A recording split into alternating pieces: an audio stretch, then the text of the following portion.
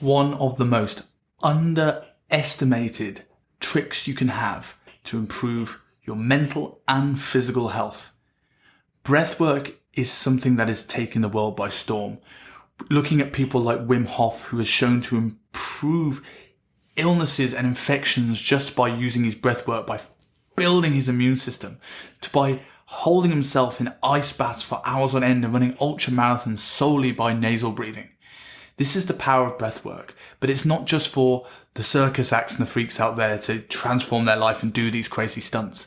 It's things that you can do on your day-to-day basis that improve every aspect of your life. Welcome to another episode of the Self-Made Podcast, and on this episode I talk to Brian from Primal Breathwork. Brian runs courses in Hong Kong and one-to-one mentoring looking at breathwork. He's one of the first graduates from the Wim Hof training method, but has also studied against other great names in this field, including Patrick Mckeeown amongst many others. In this episode, we delve deep into why breathing is so important, his learnings from Wim and how that affects his life, what he learned from a meditation retreat, and how breathwork has had much bigger impact to him by being able to get more done in a shorter period of time. We talk about the effects breathwork has on metabolic health, as well as emotional health and mobility. This is a great episode in terms of if you want to understand and learn why the breathwork craze has gone so far and why it's so important, but also how to get started. I know that the barrier to entry for many people when doing breathwork is that they may do 10 to 20 deep breaths a day, but how does that change what they're going to do over the rest of the day when they go back into their normal breathing patterns? This is something that's covered in this episode by Brian about how to get started, the difference between nasal breathing and mouth breathing. And then we go into some other topics, including the impact that the mask mandates have on breathing mechanics and into ice therapy and why that's a big part of what he does in his workshops. If you want to learn more about Brian, go into the show notes and follow him on all his social media platforms. It's 100% worth it. And if you want to support the show, please give us a review on any of your podcast platforms, share the show to your favorite social media platform, and go on to buymeacoffee.com and support whatever you feel you think is worthwhile to allow us to do more and give you more content. But without further ado, I will leave you with Brian from Primal Breathwork.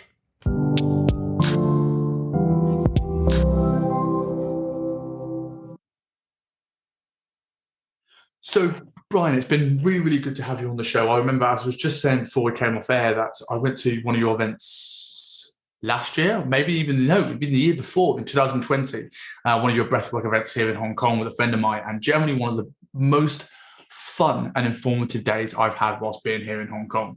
And something just so unique and so different. And it'd be interesting to get you on because certainly in the time now where there's a lot more stress and anxiety, a lot of people in the world with this pandemic, I think helping people learn how to relax and the importance of something you can do for free at home is really, really huge. So for people that don't know you and what you do, tell us who Brian is. Okay, so hi everyone, my name is Brian. So I am one of the things I do is a breathwork instructor. I'm based in Hong Kong, not there right now in Australia. Right now, it's telling me I'm stuck here right now. But the last, 5-6 years, I've been teaching breathwork in Hong Kong after I discovered it myself, I think back in 2015, and started training with Wim Hof back then. And that's basically currently what I'm doing. And I've been training with more different teachers, different masters and instructors around the world, just to kind of learn more and more about breathwork and what I can kind of bring together into kind of like a unique package and bring it back to Hong Kong and share it with the people there. So you've with your sort of breath thing, what is it about the breathwork technique? Like there's so many techniques that people use for sort of like stress management and recovery and things like this. What is it that resonated with you about breathwork? Because you not only work with Wim, obviously that's what you're very well known for, is your work with him, but obviously like Patrick Mckeeown and various other people. Like what is it that took you down this path so heavily? For me, it was really about, it was like really circumstance. It was really by chance. I would say maybe like I learned about breathwork in 2015. So before that, I had no idea this stuff existed. I was completely just had no idea. I was going through a bit of a rough time myself, just a bit of going through a bit of mental health, like a bit of a low myself. And that was while I was in Hong Kong. And I discovered Vipassana meditation then. I had, went with my brother to one of those 10-day silent retreats where we learn about meditation and you meditate for like 10 hours a day. So that was my first experience into anything like dealing with the mind.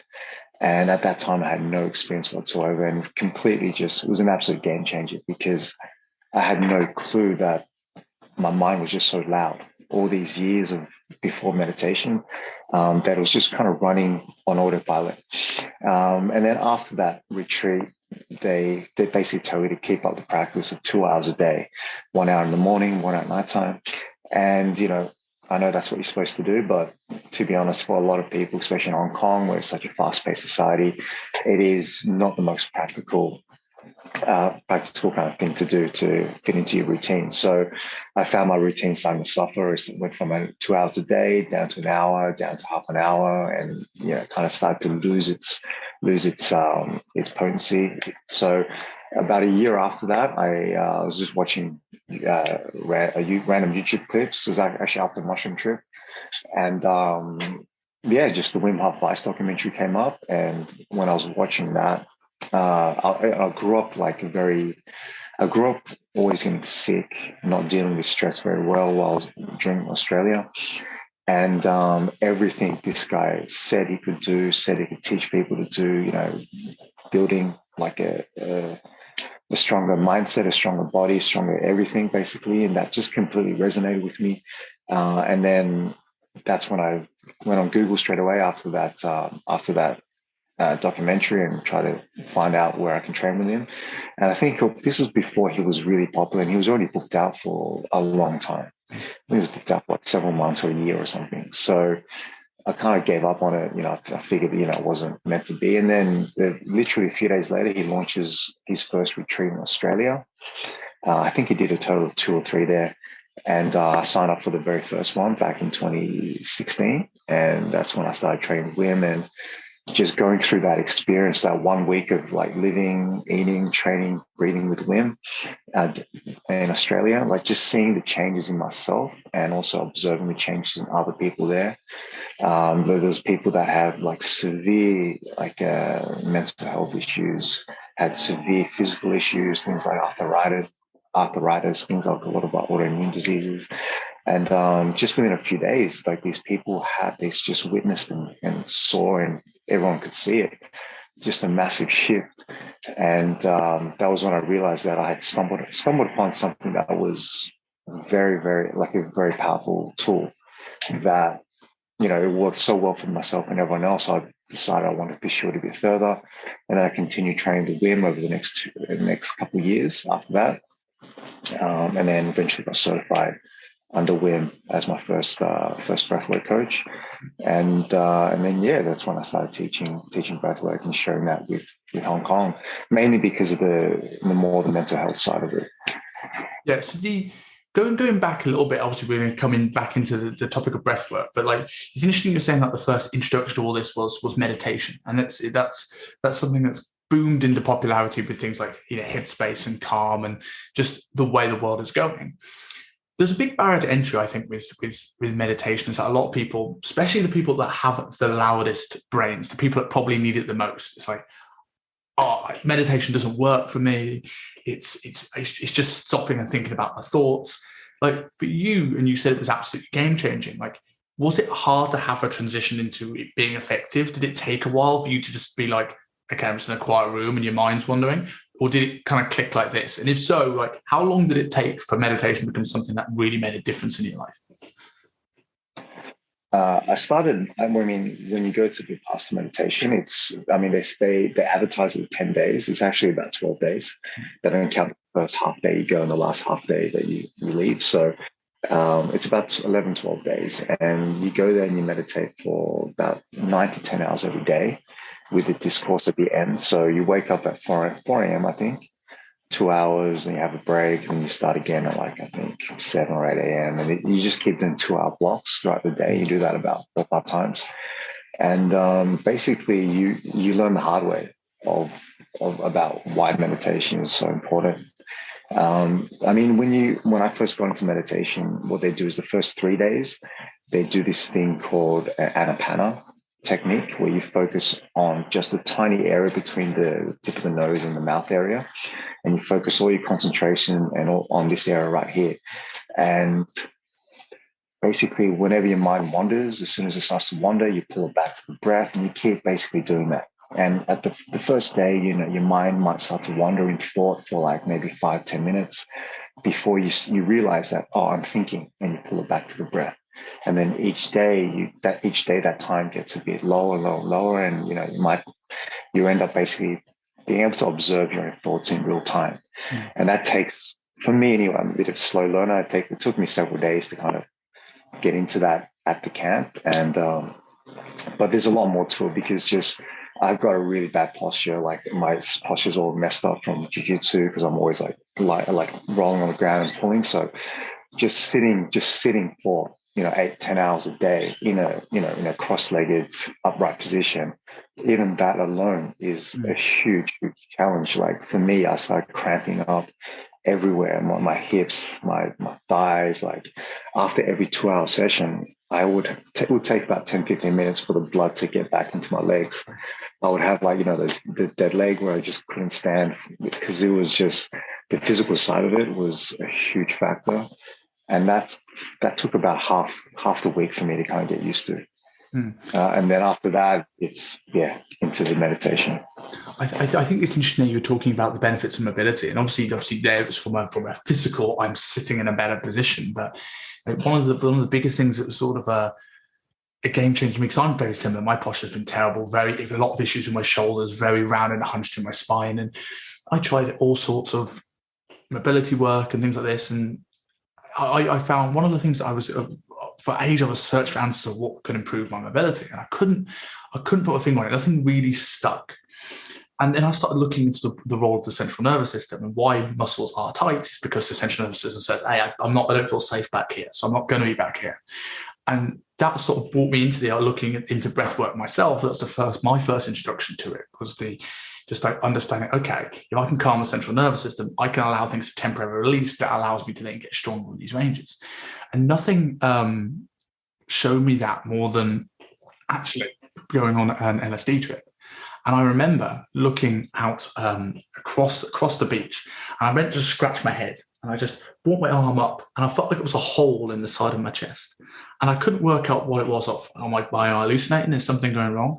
And what I realized was that, no, this is just how my chest is supposed to move when I lift my arm, and it actually moved properly rather than being stuck here.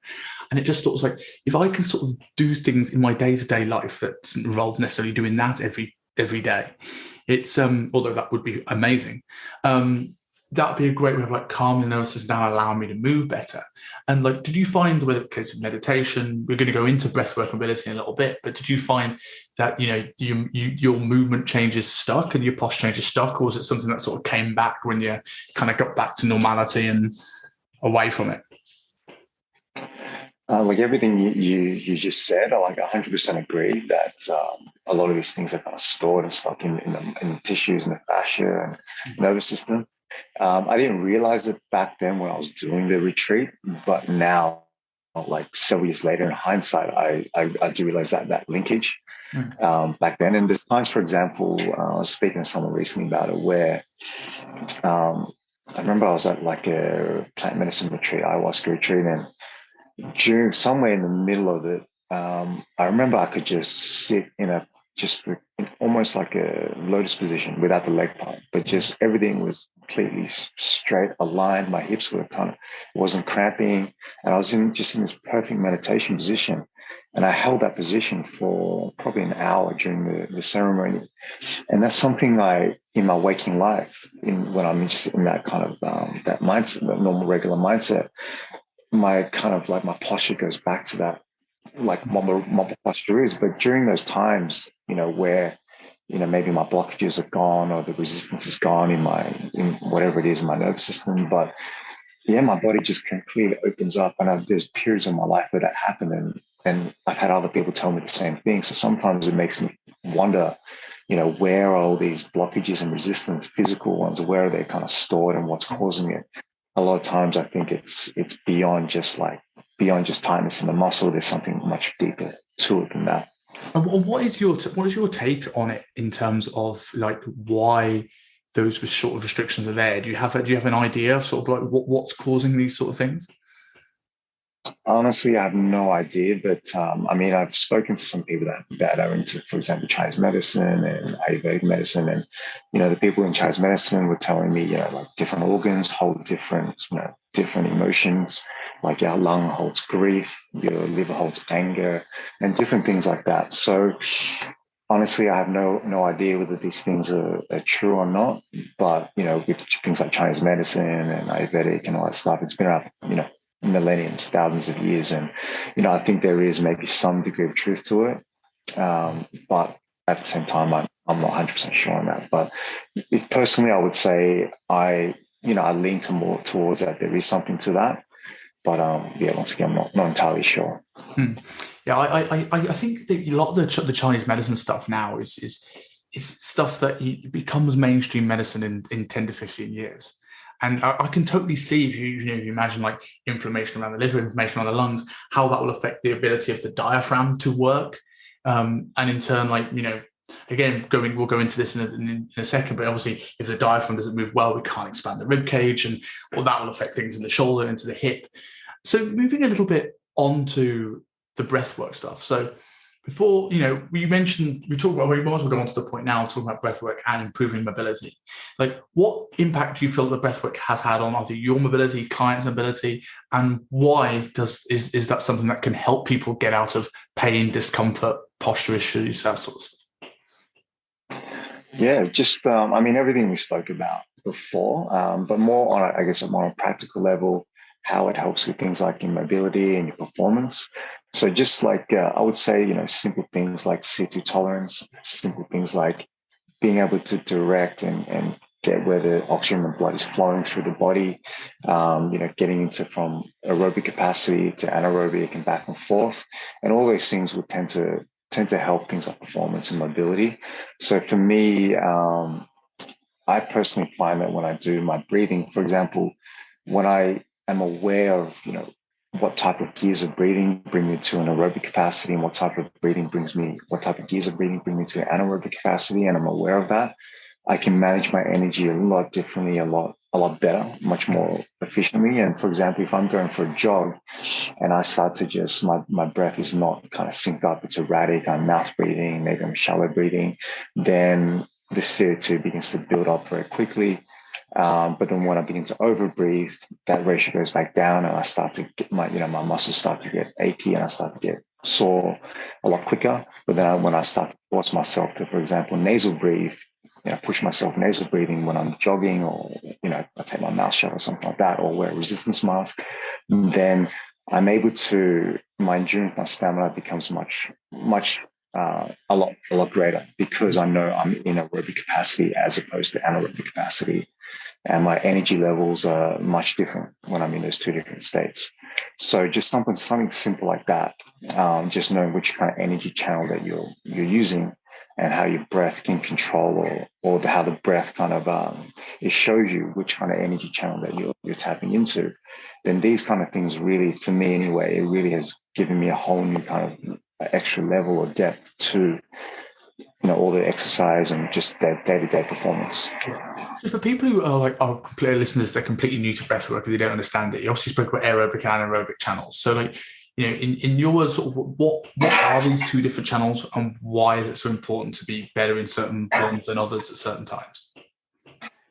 Well, there's no right or wrong. It's just the two energy kind of channels of the human body. So basically, just without getting too deep into the kind of science and going off on a tangent, basically, it's when we do this kind of training with athletes and myself, we do something called the Bideko oxygen advantage, and we work with a lot of CO2 tolerance. And CO2, basically how someone's system is adapted or tolerant of the carbon dioxide gas. And it's something that it's quite, a lot of people don't understand carbon dioxide, the role of carbon dioxide in breathing and human performance. They think it's like a waste gas, and it's, we need to get rid of it. But it provides a certain balance with oxygen to provide some balance in the pH levels in our body and in our blood. And basically, when you're breathing through the nose, what they found is, when you're breathing through the nose, generally you are in aerobic capacity.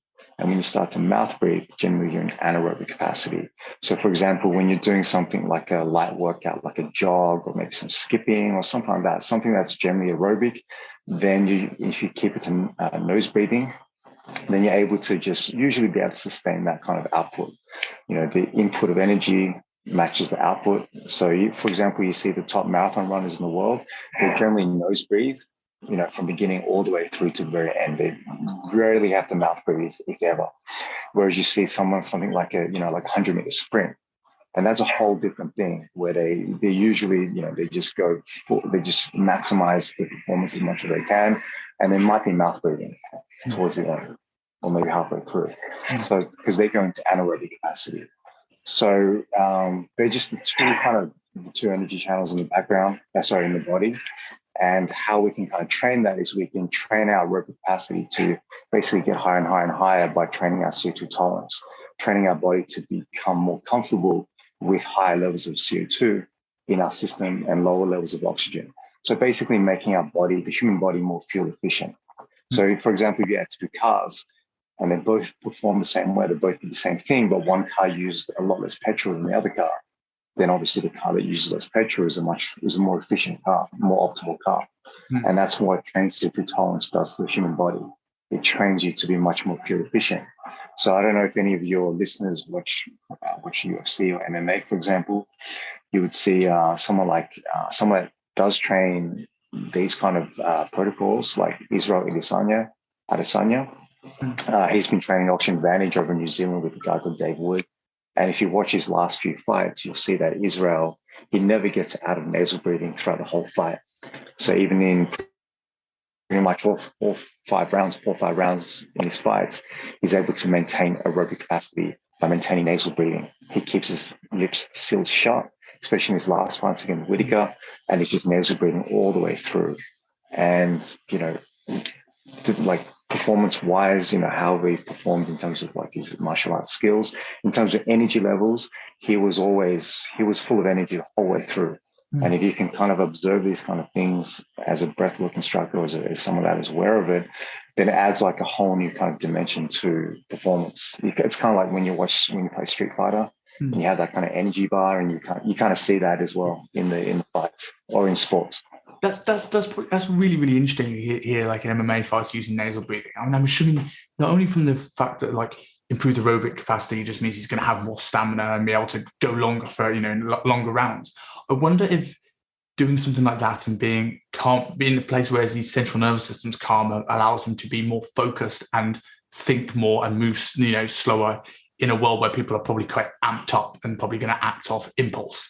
You may be able to stay calmer and be able to be more aware.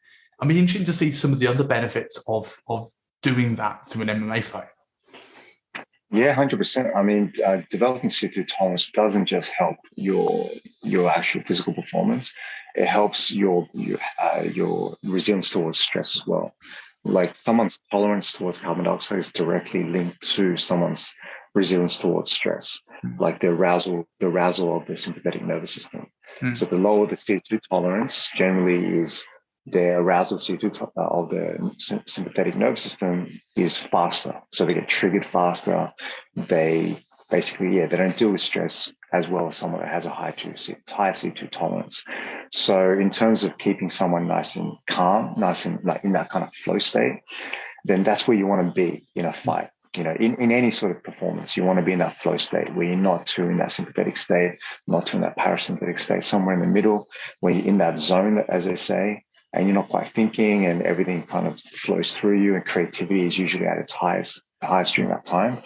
And obviously when you're relaxed, you're not burning as much energy as well. So so training breathwork and CO2 tolerance and all those kind of things, it hits multiple different levels, like your mental state, your emotional state, and your physical state as well. Yeah, I one of the things I found really, really interesting about the Wim Hof techniques that I used at your event was the the fact that there were certain things that were there to sort of calm you down and sort of be more, parasympathetic, and some things are supposed to be more sympathetic dominant in terms of just getting you amped up and ready for the day. And I can imagine like it's amazing the versatility of it when it comes to looking at performance. Like you probably do something slightly different of a breathwork routine if you were going into an ultra marathon event than if you were trying to get yourself amped up, fired up, and fire up your nervous system for a powerlifting competition. And like a lot of times when people think of breathwork, they think it's just that standalone sort of thing. Like what some of the things you've seen with your students or people that come to your courses in terms of performance benefits before we go into anything else that you've seen through breathwork? Yeah, I mean, a lot of people come to my workshops, clients come to me, and they're working on different things. Some people are working on physical performance, some people work on mental performance, some people work on emotional, some people work on spiritual. So, but they all kind of stem from everyone has the same kind of body, everyone has the same kind of system. And the breath allows someone to have more control or influence over that system. So, how it manifests on the surface, it doesn't really matter. Like breath impacts the systems on the same level. It touches every system. So, and you're exactly right. When you think about breathing, a lot of people, that haven't dived into breathing or meditation too much, they might think breathing is kind of like a woo-woo practice where, people go to Bali and, hippies go to Bali and they just do a bit of breathing and they, something like that. But breath work is basically any time you begin to consciously manipulate your breathing or be aware of your breathing. And if you think about your breathing, I use this analogy in Hong Kong quite a bit because it's the financial hub of Asia. So if you, for example, if you're someone that looks at the stock market and if you're watching the stock market, you need to know where it's going. If it's going up, is it a bull, is it a bear market, is it going up or down and so on, when to buy, when to sell. But if you have no clue of the movement of the market, you're just kind of just winging it. And the chances of you kind of, winging it and then being successful, it declines. So with the breath, it's the same thing. If you begin to pay attention to your breath moment to moment, or just pay attention to your breath throughout the day, your breath is literally it's like feedback. It's like the data for your state. It's like reading the chart of the market. It's reading the chart of your internal state, of your mental, physical, emotional states. So basically breathing it's a tool that allows you to take your breath that's normally in autopilot, take it and put it into like a manual mode. So kind of like, those cars that have automatic and manual, just switching from automatic, switching to manual for a few moments, and then basically be able to breathe in a different way, a different pattern or a certain way to basically trigger a certain response in the body or bring the body back to a certain state. Back to maybe homeostasis, or maybe for example, before a workout, you want to upregulate your body into a more sympathetic state, a controlled sympathetic state, like a controlled fight mode. So you could do that, for example, or if you want to downregulate your system, maybe before something for corporate, maybe before a boardroom meeting or presentation, and you'll be nervous, you're kind of a bit anxious, then you can use breathing techniques that downregulate your nervous system, bring you down to a more parasympathetic, calmer state. So you're not going through that anxiety, going through that stress, and you can get into that, whatever you're doing, a much more calmer state of mind and body. So it really depends on, what their target is, what their goal is. But the source of it, the concept of it is really just manipulating or influencing your breath to bring about a desired effect within yourself. And everyone's going to want a different goal, but it's all the same control panel, which is the breath. I think that's sort of really interesting because it's the way that many of us think, and for me, for most of my life, was that we're sort of a slave to our thoughts and our emotions. Whereas what breathwork does is sort of opens up this possibility in a way that you can, you're in control of your state. Like you can change your state, whenever you want by just going in and doing some of these techniques and improving your breath work. And in turn, the knock-on effect that can have on your life is massive and huge.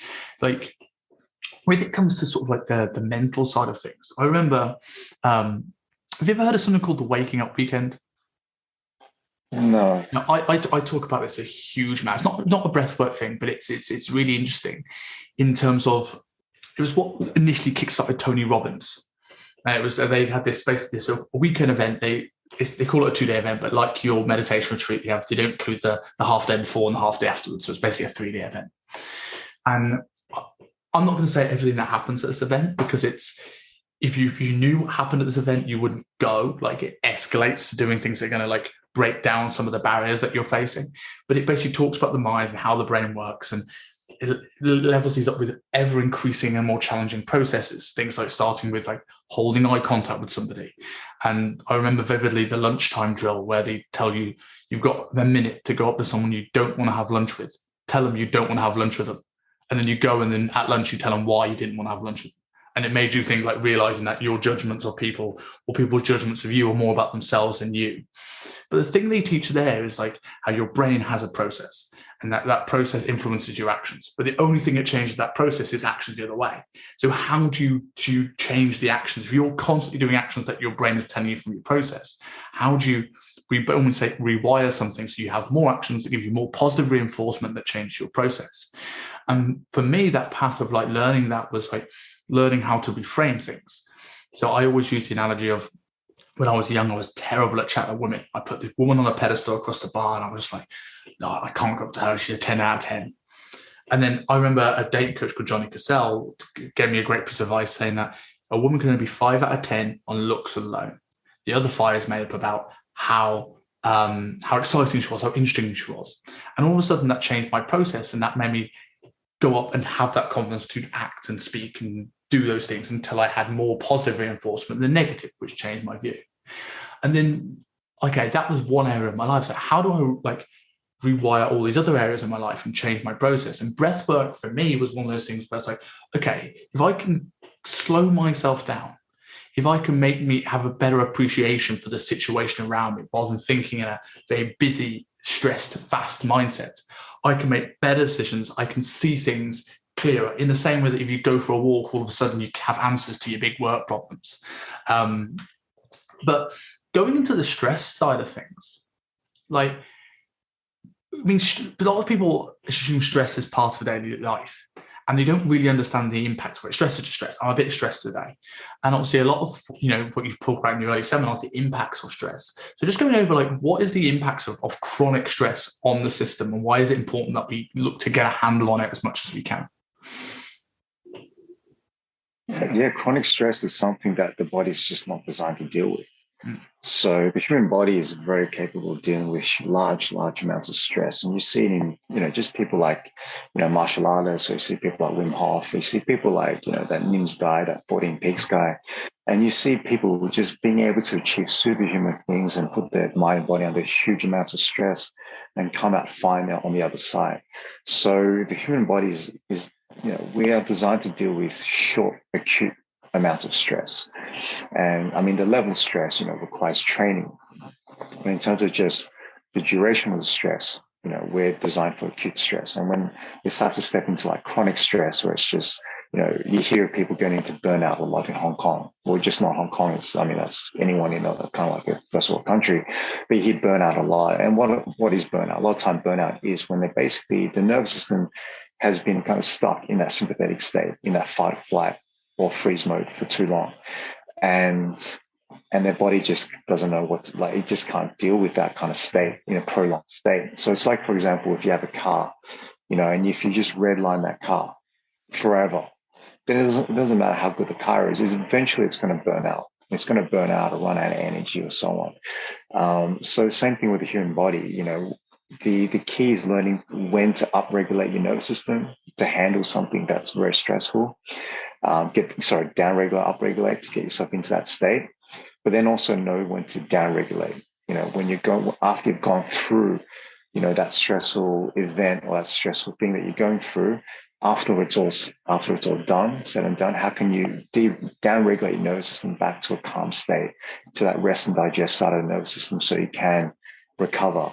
So you can, spend that time and get back into that state again, ready for the next stressful thing that you're gonna take on in life. So it's, as you said, stress is something that's never going away. It's something that is just constant. And it's just something that, I think in modern society, we've been fed this lie that we can kind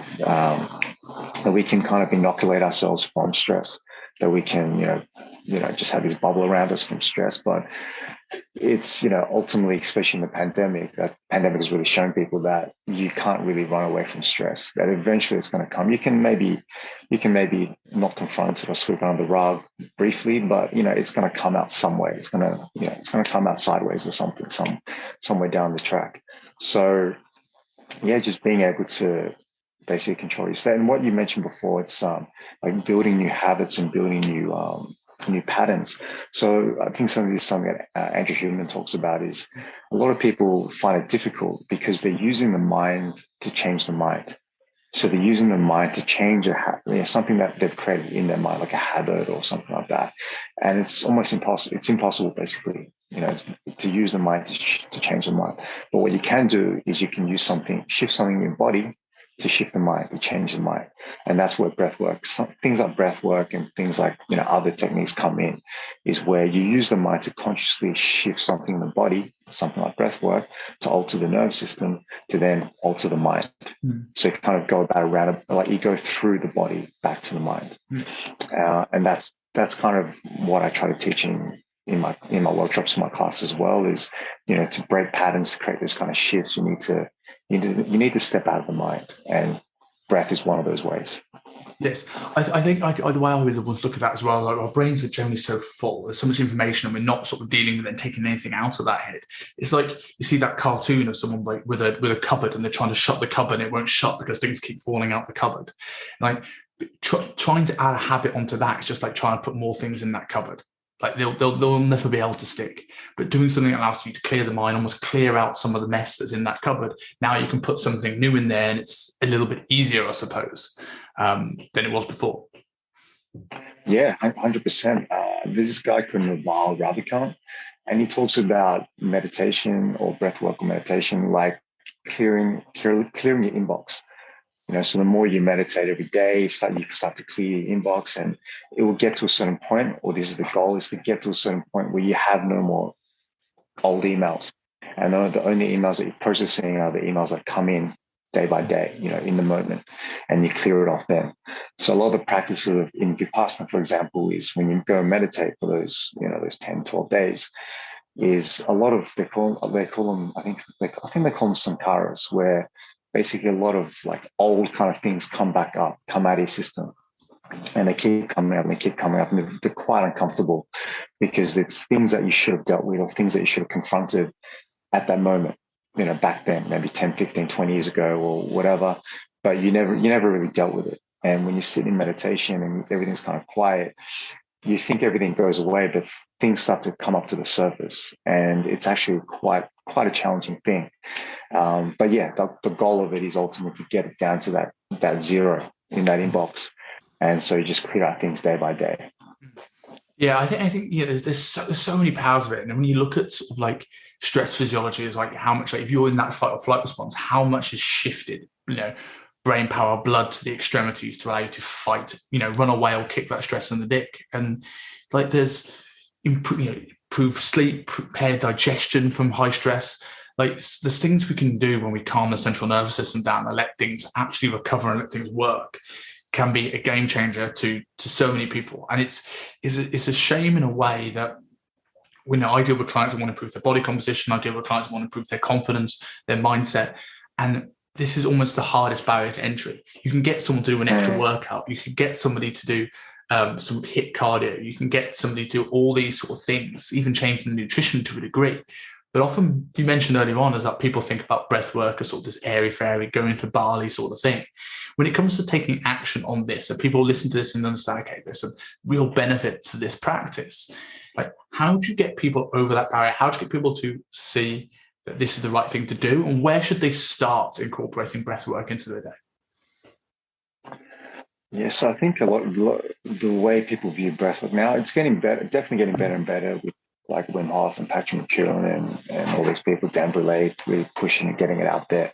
So I think it's definitely an education thing where a lot of people just don't quite understand what breath is and how it's correlated and linked to everything in the human body, that it's not just some woo-woo thing, that it's something that Navy SEALs use, that it's something that athletes use, the most upper echelons of the world's performers use these days. And when you really start to understand that there's really two states that your body's in, you're in a state of tension or a state of dilation. So you're in a relaxed state or you're in a tense state, sympathetic or parasympathetic. It's like yin and yang. So it's a constant balance between these two states throughout the day. And a lot of people are completely unaware of that. So a lot of people, they go through especially in Hong Kong, you could have someone that's a high level CEO or high level worker in Hong Kong, and they think they're a high performer. They think they just go. They wake up in the morning, they're straight into that work, that go state, and they just go all the way through to the end of the night. They have a few glasses of wine, and knocks them out, and they go to sleep, and then wake up, do the same thing. A lot of times that these people don't realize that they're actually pushing their system into the red line, their system, and they think they're doing really, really well, and they probably are doing really well. But imagine if they could do that with a lot less tension in their body, a lot more in flow, a lot more energy. So everyone can benefit from breath for sure. Whether it's the right tool for everyone, that's something that everyone has to kind of try out themselves. I honestly think breath can benefit everyone. And you don't need to do something intense like, say, the Wim Hof method or holotropic or rebirthing. You can just simply be aware of the breath and just pay attention to simple things like, how are you breathing? Are you breathing through the mouth, which is more of a stress response? Are you breathing shallow into the chest? So when you're stressed out or anxious, you tend to hold your breath, or you tend to breathe through the mouth, shallow into the chest. And when you're calm and relaxed, if you don't have dysfunctional breathing, then you're supposed to breathe through the nose, down into the diaphragm, and the belly expands on the inhale, relaxes on the exhale. And the diaphragm, it massages your internal organs and helps blood flow, lymph flow, all of those kind of things. So when people start to understand that they have much more control over the human body, if you think about the human body like a piece of machinery, then the breath is like the remote control. And a lot of people don't realize that they have that control. They have literally the control pad of their state right under their nose and their mouth. They're breathing, and they're completely unaware of it. And if they realize that, if they're going through a very stressful time in their lives, just a few quick, simple breaths, where you breathe in through the nose, a nice long exhale out through the nose, a 1-to-2 ratio, just something simple like that for a few rounds is going to help them down-regulate the nervous system back to a calm state, or a calmer state, at least. And something that simple, I think if everyone had that tool, it would honestly change the world. Like just before I left Hong Kong in November, my goal in the last year has been really to get into the schools to teach teachers and kids in Hong Kong. Anywhere I am actually, but I started teaching. I can't remember the name of the school, but it was one of the top schools in Hong Kong, and just seeing how the kids adapted to the breath, the ice bath, and everything, how they deal with stress was amazing. And these kids, they really get it. And I remember me growing up as a kid. At one point, I was a very confident kid. I was very good at school, top marks, top everything.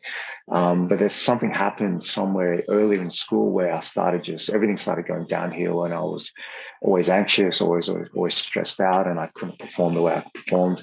And it's only as a breathwork coach, 20 something years later, and I realized back in hindsight that it's when I switched from nose breathing to mouth breathing. Growing up in Australia, I had a lot of allergies in my in the environment. And so my nose closed up because of the allergies, and I was forced to breathe to my mouth. And, you don't really realize these things. But when I started switching to mouth breathing, that was when I was going through, basically my nervous system was in an anxious state, was in a survival state, in a fight or flight kind of state, pretty much for most of my life growing up. And, and I just, couldn't perform at my best. I always thought I was a lazy person, a lazy student. I couldn't concentrate. But it really turns out that my breathing was just off. And if I had these tools growing up, if someone had shared these tools with me when I was a young kid, it would definitely change the trajectory of my life in a very different way. And I think in Hong Kong, you notice it as well, like, for example, on the way to work or after work, when you're going through rush hour and everyone's rushing to the public transport to get home, you can tell everyone's in a sympathetic state. Everyone's in a stressful state, and everyone doesn't really care about one another. They're elbowing each other, they're pushing and shoving. You have people they're not in that calm state. Imagine if, not even 100% of these people, imagine if just maybe a small, 20-30% of these people had a tool like the breath that they were able to use to just calm their nervous system down from a fight or flight mode, from a stress mode to a calm state. And imagine if 20-30% of the population had that tool. You could feel it. I'm 100% sure, you could feel it on a collective level, and that, I think, would make a huge shift. And it would only take, in my opinion, maybe 1 or 2 generations if people had these tools, mindfulness tools, breath tools, that we could really shift, the trajectory of our society. I totally agree with that. And I think we'd see it in ways that we wouldn't even imagine. We've talked a lot about the direct benefits of breath work in terms of calming the nervous system down, improving sleep, digestion, productivity, etc., etc. But I can imagine people would just have better connection, deeper conversations, because imagine trying to speak to someone on that rushed public transport and they're just so amped up that they can't really focus and not really thinking about the conversation and not really present. Imagine if we got people to be more present in everyday life with their partners, with their kids, with their friends, with their family. The impact that would have potentially on society is huge, especially in a world where the mainstream media wants to scare people these days. I think that could have a huge knock-on effect. One of the biggest things I think with breathwork, which is almost the biggest barrier to entry, is how much you need to do to really make a difference. Because a lot of these things is reps, right? It's ingraining bad habits. And breathwork is like no other, right? If I do 10 sets of chest press in a week, I can perfect the vast majority of those chest press reps. The problem with breathwork is that I can do 10, 20 minutes of solid breath work, but that is comparatively to thousands and thousands and thousands of bad habit breaths, because it's not going to change overnight. So how do people start outweighing it? How do you actually start making a lasting change with breath work in a day where you're just going to go back on autopilot so quickly afterwards? Yeah, well, breath, like anything, it's kind of like a new habit you need to kind of develop, and the new habit generally takes, I think, 60 days or something. So usually, it's always difficult to build that new habit, that new kind of pathway in your mind. But to answer your question, yes, how can you really make breathwork practical? If someone has a 30-minute breathwork practice or an hour breathwork practice in the morning, and then say, in the afternoon, they still get triggered, or they still snap at their workmates, or they still snap at their family members or loved ones, and so on. So how effective is that breathwork protocol that they do in the morning when they still react this way in the afternoon? So I would say the answer is it's not as effective. It's not that effective. But everyone has to start somewhere, and we have to kind of develop that new habit first. Okay, just kind of get into that kind of practice first, and just stick with it for the first month or two. Just build that new kind of habit first, so it becomes kind of, you can, it's like going to the gym. You build that kind of new pathway, and you build that momentum, and you go with the flow. But in terms of ultimately in the long run, at least this is what I do with my clients, is one side of breathwork is, a lot of people think breathwork is just breathing techniques and changing the way you breathe and so on. But there's the other side of breathwork, which I always mention in my workshops, is breath awareness, and that's simply being aware of your breath, of your breathing patterns. Like I mentioned earlier, if you're able to be aware of your breathing patterns moment to moment, it is like reading the chart of the stock market, and you kind of know where your state is. And if you're aware of that, then you can start to put strategic interventions like breathwork protocols throughout the day into your daily life. For example, this is something I do with my clients, where we map the nervous system. Something I learned from Casper in Netherlands is basically, go through how the nervous system is throughout the day. Maybe they wake up first in the morning and they boom, straight into a sympathetic state because they're checking the emails on their phone from work. And when they're in that sympathetic state, they're in survival mode. And when they're in survival mode, they're not in a mode for social engagement. And so they're not really present, or they're not really connected, or they're not really, they might be playing with their kid, or they're spending time with their family, but they're not really there. They're in a fight or flight mode, focus on work. And then they're like that throughout the day. And then maybe somewhere in the afternoon, they get a bit of a crash, and they have to maybe drink another few cups of coffee, or, have some sweets or something, like a Red Bull or a Monster drink to pick me up, to get themselves back up to, that energy level to finish the day. And then at the end of the day, they're so wired from all of that they need to, drink a few glasses of wine to get themselves back down to a more relaxed state to fall asleep. So we would look at these things, the flow of their nervous system and their state throughout the day. And then we would do something where we find what they would optimally want to do. How would they want the optimal flow of their day be? And then we begin to put in strategic, breathing protocols or methods here and there throughout the day. So, for example, in the morning before he grabs his phone, I would suggest, for example, don't grab his phone first in the morning. Go do his routines, go do his breathing, his meditation, go grab a cup of tea or a cup of coffee, go out and view some sunlight, through the eyes to set your circadian rhythms. Go out and do some grounding, some barefoot grounding on the earth, something like that, and, if you go to the gym in the morning, start your day there. And then afterwards, then, start getting to work mode, start checking your phone, checking and so on. So in the first hour or two of the day, you are in that kind of social engagement mode where you can spend time, proper time with your loved ones, with your family, or even if it's just yourself, and then maybe later on in the day, instead of having that Red Bull, to pick themselves up, they can do some upregulating, breathing protocol to get themselves to a heightened state. And so, that's how I work with clients, is to try to use some breathing techniques, or even just real-time breathing throughout the day to get themselves into a state of like the flow of their life throughout the day to what they want. So, just going back to the question, is really just the goal, at least for me in breathwork, is really just to be mindful, be aware of your breath from moment to moment. Because if you're aware of your breath from moment to moment, you can get to a state where your breathing leads your state, as opposed to your state leads your breathing.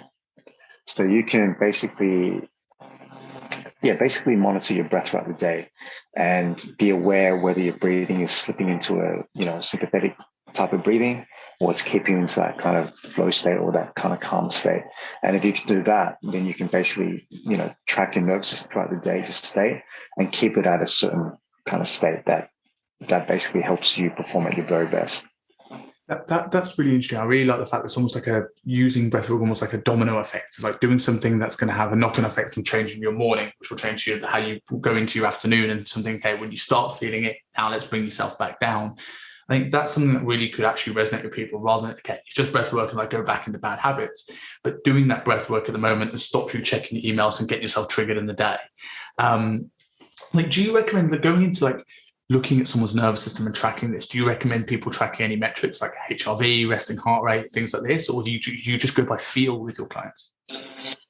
It really depends. I work with some clients that love metrics, and they have every single kind of, every single gadget, like a Whoop band and an Oura ring and all these different things that they use to measure everything, HRV and sleep and heart rate and all that kind of stuff.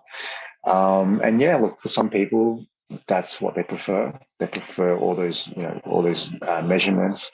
So for those people, go for it. If they have those tools available, I use them with the client, but it's not really necessary. So, you can develop that awareness just by paying attention, like getting into a sympathetic state. Your body is going to feel a certain way. You're going to notice certain things, and when it gets in the parasympathetic state, same thing. So for me personally, I have tools like that myself. But after a while, you want to be able to just feel it, just be aware of your body, just feel it without the need of all these gadgets. I think that's where you ultimately want to get to. But at the end of the day, it really depends what works for that person.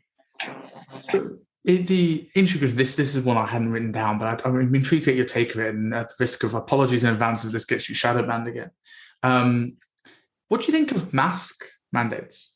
You talk about nasal breathing a lot and the power of nasal breathing when things like exercise, things like this. And we've seen so many countries in the world now go to forcing people to wear masks, in Hong Kong in particular, outside, indoors, everywhere, even exercising now. Like, what's your thoughts on them? Yeah, it's definitely a very controversial kind of topic, these things. I mean, this is something that's just first in my opinion. So it's not claiming I'm right or wrong. But, when this whole mask mandate or this mask thing came into Hong Kong, so I think we're quite different to a lot of other countries where we've been forced to wear it, not just indoors, but outdoors as well for the better part of the last 2 years. In Australia and, the place I've been to, Netherlands, and for example, you just wear it in stores or indoors, and outdoors, you don't really need to wear it. And even indoors, it's people aren't that strict with it. You see half the people not really wearing it and so on. But my opinion of it is that, I mean, I looked into the mask stuff a bit deeper. And the reason I did so was simply because of finance, because, I'm sure you remember when this pandemic started and the mask started to sell out, people were selling just regular masks for exorbitant amounts of price. Like the price was crazy. I think people were selling like a box of masks for like, $500 in Hong Kong, which is like close to $100 just for a box of masks, which would normally cost probably like $5-10. So I started really looking into it a bit deeper because of, what I was paying for it. And then, you start to realize that some masks work, some masks don't. You have masks like the N95 mask that does work. It does filter out the coronavirus molecule, virus. Whereas a lot of the masks, and it's not a conspiracy theory or anything, it's just do your own research. Just go online, find the size, the size of the coronavirus molecule, and then just compare that to the smaller size that your mask that you've bought filters out. And a lot of the masks that you find, especially those, the surgical kind of masks, the one that looks like diapers, those ones, for the most part, it doesn't. It's like trying to filter out mosquitoes with a chain link fence, and it just doesn't work. So mask, in my opinion, certain type of masks do work, and they're generally the more expensive ones, and that are, there's less supply. And the masks that are the very cheap masks, the cloth mask, and those kind of, those diaper looking masks, they, in my opinion, they don't really work. From a breathwork perspective, covering your nose, is it have an impact on the ability of people to effectively nasal breathe, especially exercising? Yeah, 100%. I mean, you're literally restricting, you're suffocating yourself. You literally have something over your mouth, and you're restricting the breath that's coming in. So, for breath workers and breathwork coaches, we use like a resistance mask where it makes it very difficult to breathe, and we do that on purpose to train our diaphragm, train our breathing muscles. So I guess in the same way, like a mask like that might provide a bit of resistance in terms of through your breathing. But most of the population has no idea whether they should be nose breathing or mouth breathing. A lot of times, because of the mask, it makes it so much more difficult, and the humidity in Hong Kong and the heat, they tend to mouth breathe under that mask. And when you mouth breathe, it's the worst, especially for your protecting your immune system. Like nasal breathing is what you really want to do during a pandemic. Your nasal cavity, when you breathe through your nose, your sinus cavity, nasal cavities, it has these gases and cilia and mucus and stuff that helps filter out and collect and capture bacteria and foreign particles and all that kind of stuff. So breathing through the nose, in my opinion, is probably the most important thing in a pandemic, with the contagion flying around. Whether depending on what mask you wear, that can be helpful or not helpful. But ultimately, regardless if you're wearing a mask or not, you want to be breathing through your nose as much as you possibly can. I totally agree with that in terms of the impacts of the immune system. And obviously, one of the things we spoke about earlier on about the knock-on effects of chronic stress, and how heightened stress response will dampen your immune system anyway, just because it's shifting blood away from that priority to running away or, said, dick kicking. But when we're looking at the pandemic and the situation, if we're heightening people's stress from mass media panic, if we're locking people indoors, tell them to wash their hands 7 or 8 times a day, we're already in a position where we kind of have relatively compromised immune systems, which worries me now with us locking Hong Kong away for 2 years of what's going to happen. But I agree with you like that. The thing I've always struggled to grasp with the mask idea, especially outdoors, is that you are affecting people's ability to nasal breathe, which is just like throwing gasoline onto this fire. Mm-hmm. Yeah, 100%. I think the whole mask wearing thing for a lot of people is probably caused a decline or compromise in their health rather than a benefit. So, but like it also, what you have to weigh up the protection that some people feel from that they get from the virus. So, if that puts them into, if that gives them a sense of safety by wearing the mask, and they puts them out of a stressful state. So you got to weigh these things up as well. So, so it really depends. Yeah. So going into now, obviously, the majority of your cinema is about breath work, but there's also the thing that I think probably gets a lot of people in the door, because this is a thing that's posted on Instagram a lot and people see pictures, is the ice baths and the cold therapy. And I know that was something that was such an appeal when I started, but also something that terrified me. And I remember practicing cold showers in the run up and hating it, just because I don't want to hate this. And I was surprised, especially after all the breath work, how easy it was jumping in these ice baths.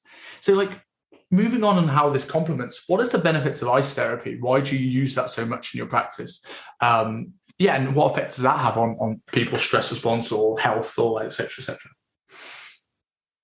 Yeah, so we use cold exposure, cold immersion as part of the Wim Hof method.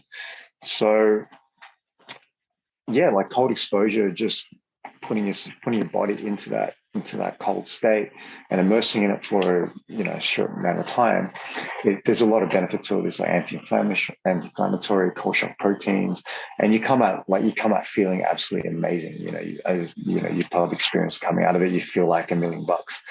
Because your body's releasing all these different, hormones and chemicals into the system, like feel-good hormones and chemicals into the body. So you do feel amazing afterwards. But one of the reasons I have I use ice baths in some of my workshops, not all of my workshops, because ultimately I feel breath is the most important thing that I'm sharing and teaching. But some of the workshops I do have cold exposure there, and one of the main reasons I use it is basically to be able to give an opportunity for the participant to put themselves into a very stressful situation, a voluntary, very stressful mind-body situation that probably in their day-to-day life they wouldn't put themselves through.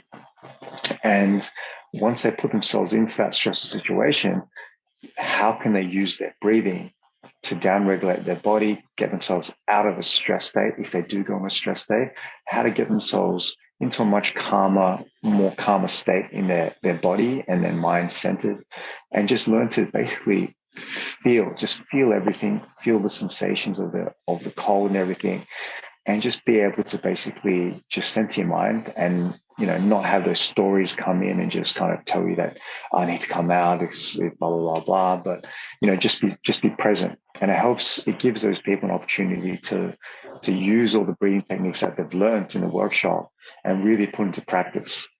And it's not really about the duration and the time of the ice bath. It's more about getting into something very stressful and being able to just find your center, find your peace in that chaotic environment. And it just demonstrates the power of the mind, the power of the breath in that kind of environment.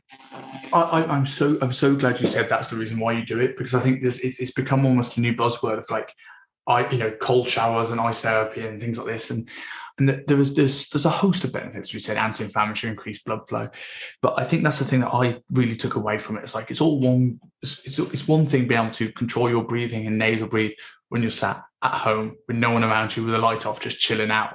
But it's a very different thing in your life. And I think being able to sit in discomfort and learn to be okay and calm in discomfort is something that is what we spoke about earlier, like taking that breath work and putting it into something that makes a long-lasting change. Is like changing that habit of, okay, I don't need to go into this autopilot mouth breathing stressful state to, when I get something happen to me in my life. And I found that things moved slower, and going on to that from there, which is a huge impact, I think, that outweighs all others when it comes to ice therapy. And it's good fun as well, I suppose. Yeah, 100%. And it just makes you much more present, much more aware of everything in your system during that 1 or 2 minutes or whatever time that you're in that ice bath. So it definitely, it's honestly like if you're someone that has a bit of a struggle getting to the present moment, getting into that, being present, being centered during meditation, you'll find that your first experience in an ice bath, it forces you to bring yourself to the present moment by forcing yourself by just observing your breath, focusing on the breath. And it's because as soon as your focus slips, the cold just hits you, and it hits you even worse, and you start to really struggle. And you kind of just use that you extrapolate that into daily life as well, that how quickly you're breathing, your breath can, you can control your state with your breath. And the more that you practice, and a lot of people that come to these workshops, they, some of them do keep up a consistent practice of cold exposure and breathing, but a lot of them come and they don't really keep it up. And it's just like anything with breathing and cold exposure, the benefit comes in consistency over time. And your body does build up to greater resilience. It does build up, but it builds up all these things over consistent practice over time. And for example, like a breathing technique, you want to get to a stage in your journey of breath where you can basically alter or center your state just with one breath, you know, without having to sit there for 10, 15, 20 minutes and do a whole bunch of techniques to get yourself centered. If you can get yourself just with one single breath, switch your state or shift your state to whatever you want, then I think if you can get to that state, you really progress this at quite a high level in breath work. That's quite incredible that you can actually do that with one breath, and it's certainly a good thing for people to work towards if they're looking. Okay, what is the goal of this? So, like, moving on to a few closing questions. There's so many more things that I could ask you, but I'd be taking up your entire morning, and I know how busy you are. But like, if you ever have any time, I'd love to touch on the psychedelics topic, as you mentioned a couple of times with ayahuasca and talking about the DMT breathing. But we'd be here for hours. So, if you ever get any spare time, want to discuss that, then let me know. But moving on to some like closing questions. The first thing I always ask when I close this is that I used to ask coming off the podcast when we finish, like, who should we get on a future podcast? And I stopped and I realized everybody that I get on the show is successful in their own right. And it's come from having great mentors, having great teachers, having great influences. And so I started to ask this question on the podcast. And it's interesting to see people light up talking about the people that they think would be really good value. So if I was going to finish this podcast, end the Zoom call, reach out to somebody, who would you recommend reaching out to and why as a future guest on the show? It's too many to name. I mean, all my teachers, everyone I've learned from has been absolute like a game changer for my life. So, I've trained with Wim Hof, Brian Lai, done a bit with Patrick Mckeeown, and Casper, for example. Yeah, so I mean, any of them are great. Even some of my people that I've trained with and studied with. I have some friends over in the US. They do something called the Breath Collective, and it's an online breathing platform that they have Jack Philman on as an advisory on their board, who's a breathwork expert, a breath expert. Yeah, people like that are doing amazing things. One of my friends, Kristen in Austin, I think Austin, she's doing amazing things with breathwork over there as well. Yeah, there's definitely a lot of people, like anyone that's kind of been on this journey for, I would say, for a few years, definitely have kind of interesting journeys, interesting paths that would be great to add value to listeners for sure. I will certainly reach out to a few of those people. Patrick Mckeeown is on my list, and Wim is definitely on the dream guest list. But I'm assuming he gets many podcast requests, so maybe I'll get a few extra thousands of downloads, and we'll see what I can do. So, on that note, because the next thing I tend to ask is I ask for a question for my next guest, and before I do that with yourself, I'm going to bring up my. If I can find the notes, the question I had from my previous guest for you, I mentioned that there was a breathwork guy coming on the show, and what question would he have for you? And he says, he talks about if you've been doing the Wim Hof method for a long time, what changes have you seen in your mindset, blood work, physiology, psychology, and fitness? I know that's a broad question, But I did ask a follow-up question of what do you visualize at times of silence during your breath work, which may be a better question as we've covered sort of the other benefits. Okay. So what do I focus on? Yeah. You see, how he phrased it was, what do you visualize in the times of silence during breath work? I don't really visualize anything. I mean, the whole point of meditation is to not do anything. Yeah. So the aim of it is really just to stay centered, just focus on your breath. And even the breath is just a guide to bring you to the present. After a while, when you have more and more practice, you don't even use your breath to get into that state. And it's literally just doing nothing. And I mean, you are kind of like just being aware of, whatever's going through your body and whatever's happening. But in terms of actually visualizing anything, I'm not really visualizing anything in particular when I'm doing meditation, for example.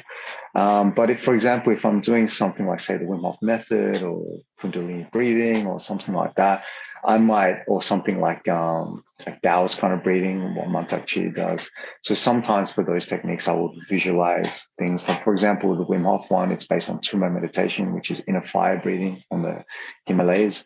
And there's a part of it from the original technique of Tummo where you focus and you visualize like the energy of fire going through your body. So sometimes I visualize those things when I'm doing specific training for that. So sometimes I visualize like maybe like your third eye or a light or something like that. But usually in meditation, I try to just not focus on anything and just really just be aware. And that's pretty much it. So last question before we find out where to find you. On the same thing, my next guest is going to be a guy called Sean Croxton. He was someone I had on early on the show talking about how your brain affects your health. So he was a guy, one of the first ever fitness YouTubers. He talked about hormones and things like that in terms of fat loss. Then he moved into the brain, and now he's moved into more wealth and business and things like this. And we're talking about how improving people's relationship with money in terms of mindset. Is there a question that comes to mind that you would ask him in terms that you think would be good for our listeners to hear about improving their mental focus with money and things like that? Yeah, I'm always interested in kind of learning to balance the financial side of being in the wellness industry and doing what I do. And because I do feel like a lot of people in the wellness world, they feel like they can't charge too much, or they feel like, a lot of them struggle to really make a living from doing what they're doing because of those things. And I think you can achieve both. You can do what you do, follow your passion in wellness and holistic or breathwork, whatever, and really go down that path, but still, balance that where you are offering something of value to people, and in exchange, there's a financial exchange there, which is worthwhile. And I feel like there is a balance there, and a lot of people in the wellness world, they don't have that kind of financial side or the financial acumen to help them really grow. And so that would be something that's something I've been looking to myself a bit more and more and more, because the top breath workers in the world, they know how to balance that. They know how to balance both sides, and that's something that I think myself and a lot of people in Hong Kong and across the world would be able to find value in, is how to maximize that, and how to deal with, like, a lot of times where people in the wellness industry, they deal with things like imposter syndrome, where they feel like, oh, whatever I'm offering, can I charge this much, or they undervalue themselves, or maybe they overprice themselves. So, like, how do you set the right kind of thing for the right kind of client? I think so. That'd be what I'm interested in.